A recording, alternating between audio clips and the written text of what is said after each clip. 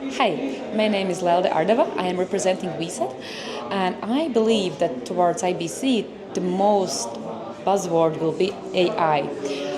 It relates how we can automate our tasks. It relates how we can increase our productivity as well as gaining cost effectiveness. It will be all over, I guess, so stay tuned for the updates. Obviously, we want to see a lot of sustainability trends and hopefully a lot of willingness for people to make changes very, very rapidly. Because, of course, the world and the industry need to make changes very, very rapidly. But there's still a lot of research and numbers crunching that needs to go into that. So, hope we see a little bit of progress in that. We're really, really looking forward to the EcoFlow project, which is part of the IBC accelerators scheme, and that'll be really cool to see how EcoFlow does its project to measure the power consumption across streaming and get a language together for doing that.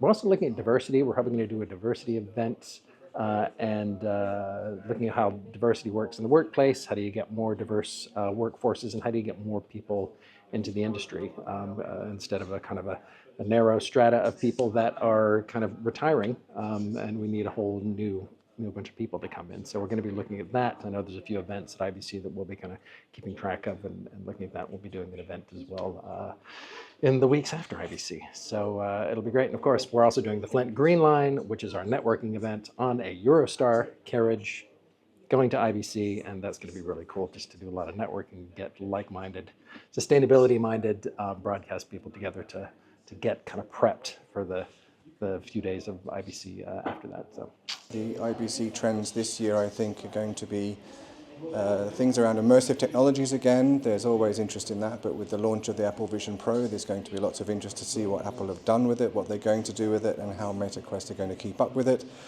So there's going to be good things around that. I think live sports is a big thing at the moment. There's going to be lots of interest in how companies can increase the engagement of users with live sport content.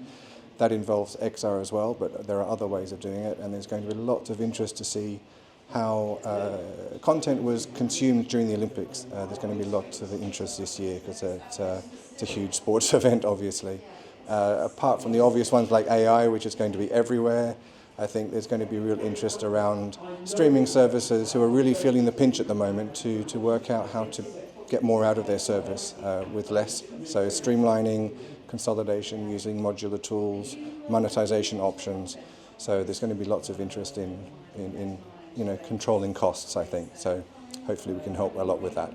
The three trends I think will kind of emerge or reappear at IBC. I think the first one, quite obviously, is going to be the continuation of this focus on monetization, on consolidation that's happening in the industry. I don't think that's in the immediate terms been changing much, so we're going to see continued focus on efficiency, on cost saving, and I think that's kind of what we've noticed here a little bit so far.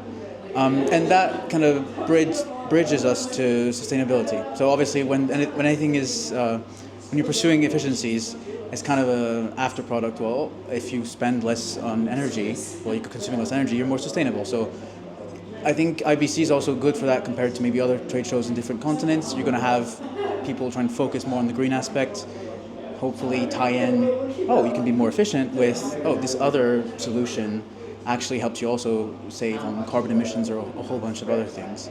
And finally, and at the risk of being a bit gimmicky, AI.